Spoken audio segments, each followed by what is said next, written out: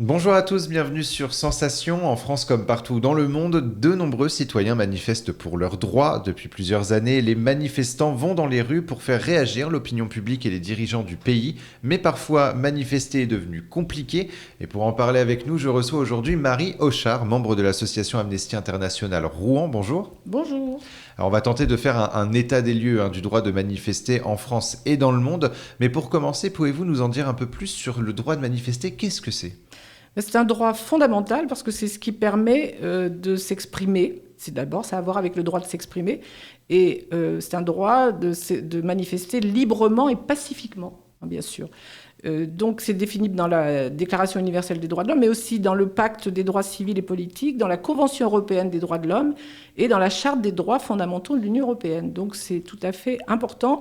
Et ce qu'on peut dire, c'est que manifester, c'est s'exprimer, mais c'est aussi vouloir faire bouger, bien sûr. Hein, ça a été un puissant levier de changement en France, mais dans le monde entier, historiquement, hein, si on peut évoquer ça rapidement. Il y a eu de nombreuses victoires sociétales. C'est grâce au droit de manifester nous avons les congés payés, par exemple en France, qu'on peut s'exprimer librement, parce qu'au XIXe siècle, par exemple, ce n'était pas le cas, que nous, les femmes, nous pouvons aller voter. Il y a eu de nombreuses manifestations dans beaucoup de pays pour ça, qu'on peut se marier avec qui on veut, hein, qu'on peut choisir ou pas d'avoir des enfants, c'est le droit à l'IVG pour la France, mais pas seulement, hein, c'est dans le monde. Et puis si on parle des manifestations historiques connues de tout le monde, contre l'apartheid, bien sûr, ça a fait bouger les lignes en Afrique du Sud notamment.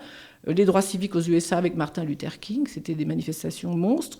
Black Lives Matter, les printemps arabes qui ont permis de changer les États, enfin les chefs d'État.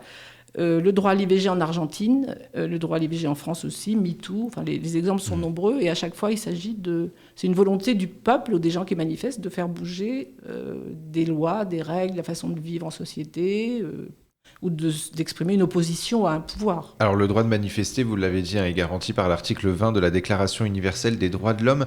Et pourtant, depuis quelques années, il semblerait que ce droit soit bafoué par les Oui. autorités. En France, plusieurs médias dénoncent les violences policières lors des manifestations. Quel est l'état du droit de manifester dans le pays, justement? En France En France. En France, disons que depuis l'état d'urgence, après les attentats terroristes, l'état d'urgence a fait reculer, bien sûr, le droit de manifester, on pouvait le comprendre, mais il a été détourné aussi pour, on en avait beaucoup parlé à l'époque, assigner des militants à résidence, interdire des manifestations qui ne présentaient aucun caractère violent. Et depuis, on constate un usage vraiment disproportionné de la violence des forces de police à l'égard des manifestants qui sont le plus souvent pacifiques. Donc nous dénonçons, nous avons fait des rapports plusieurs fois. Et par la suite, donc depuis 2017, il y a eu les Gilets jaunes, il y a eu les lycéens qui ont subi des violences, les marches contre les retraites, pour le climat, contre la loi sécurité et liberté. Et on constate que de plus en plus, la police fait un usage exagéré de la violence, alors que dans la loi, ça ne devrait être que exceptionnellement en cas de menace, de danger. Et vous dénoncez également des lois qui entravent le droit de manifester. Oui. Quelles sont ces lois et que disent-elles? Mais par exemple, l'utilisation des armes type LBD 40, lanceurs de balles, etc., qui sont autorisés. Les drones de surveillance, ça a été utilisé sans qu'il y ait de texte de loi. Ça l'est depuis. Il y a eu un texte de loi sur le fait de filmer les manifestants avec des drones. Ça encadre, mais nous pensons que ça encadre très très mal parce que ça dissuade les gens d'aller manifester. Se savoir filmer avec les conséquences que ça peut avoir, c'est tout à fait... ça dissuade et ça va... Le but, c'est toujours de restreindre le droit de manifester en France aussi. Enfin, il y a une menace réelle par rapport à ça, par rapport à toute la répression aussi. Les arrestations qui ont été très très nombreuses ces dernières années, des gardes à vue pas justifiées, des gens qui n'ont rien fait, les techniques pour contenir les manifestants, pour les techniques, la nasse qui est faite autour de certains manifestants, voilà, tout ça, ça ne fait pas l'objet de loi vraiment. Hein, non, c'est l'usage de la force qui Alors justement, en France, on est entré dans des manifestations qui sont encadrées et acceptées ou non par les institutions. Est-ce que ce n'est pas clairement une réduction complète du droit de manifester, de devoir demander l'autorisation pour se rendre dans les rues pour nos droits? Voilà, normalement, il n'y a pas de demande d'autorisation, ça n'est pas légal. Le droit français dit qu'il faut déclarer une manifestation. D'un point de vue administratif, en déclarer le parcours, les noms des organisateurs, le service d'ordre, etc. Et les autorités administratives locales peuvent demander des modifications de parcours ou demander, dire il faut faire attention à ça. Mais ils ne peuvent pas, c'est pas eux, enfin on ne demande pas d'autorisation de manifester. C'est un droit qui est acquis. Ils interdisent à travers justement votre chemin n'est pas le bon, Alors, donc on interdit. Voilà. Est-ce qu'ils ont réellement le droit d'interdire? Il faut que ce soit justifié. On peut attaquer au tribunal administratif, les organisateurs peuvent attaquer, ça se fait. Il faut qu'il y ait une raison valable. Les autorités ne peuvent pas dire vous ne passerez pas là, point. Il faut savoir, s'ils veulent nous limiter dans un secteur, ce qui se passe en Russie, par exemple, ça a été le début des mesures anti-manifestation en Russie dans les années 2004-2005. Ils ont commencé par délimiter des secteurs dans les villes où les gens n'avaient pas le droit de manifester. Puis après, ça s'est réduit à peau de chagrin, on le sait. Mais c'est une première mesure... disons, contre le droit de manifester, bien sûr. C'est bien que vous parliez de la Russie, justement, parce qu'au sein d'Amnesty International, vous luttez pour le droit de manifester dans le monde. Il n'y a pas qu'en France qu'il existe des problèmes lors des manifestations. Quel bilan faites-vous dans les autres pays? Le bilan est tout à fait alarmant. C'est pourquoi nous lançons cette campagne qui va durer plusieurs années sur le droit de manifester dans le monde. On parlait de la Russie, si on a le temps, on pourra développer. On peut parler de ce qui s'est passé au Chili il y a 2 ou 3 ans où il y a eu des morts.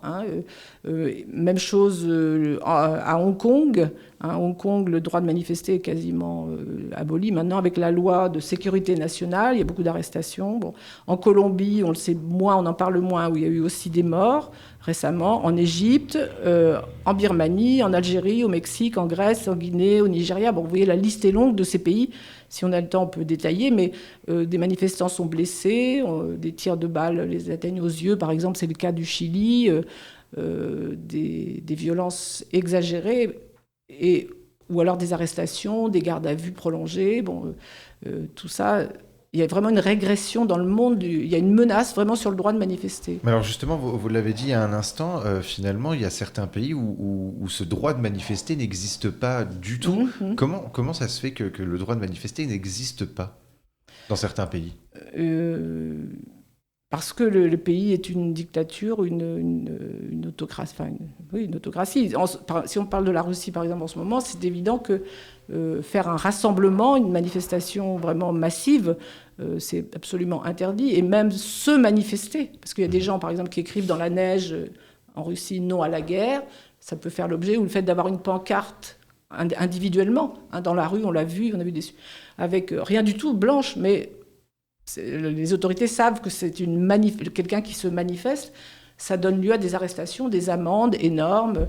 Donc, comment ça se fait? C'est qu'un pouvoir a peur de la contestation. C'est le cas à Hong Kong, où la Chine reprend la main sur Hong Kong après les énormes manifestations et les mouvements populaires.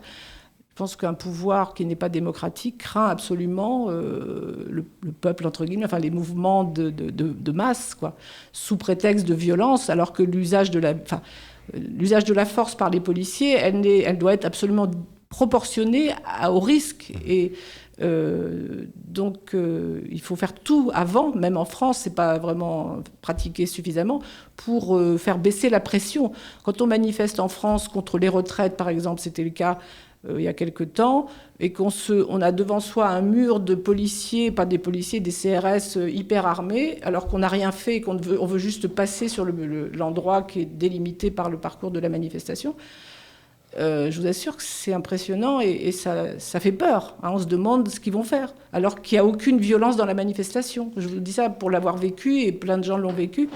C'est pas normal. Je veux dire, c'est un usage exagéré de la force, sans parler des lanceurs de balles qui blessent, qui mutilent des gens. Donc, c'est finalement, dans certains pays, on a l'impression que c'est devenu presque une arme de répression, ces lois. C'est réellement. Les gens sont arrêtés, mis en prison, ont des procès inique. En 5 minutes, on liquide le cas de quelqu'un, et il est en prison pour plusieurs années. Et on pourra en discuter dans une autre émission parce que c'est un sujet très très vaste et très complet. Merci beaucoup Marie Hochard d'avoir été avec nous sur Sensation. Et pour revoir ou réécouter cette émission, rendez-vous sur notre site et notre application Radio Sensation. Merci beaucoup.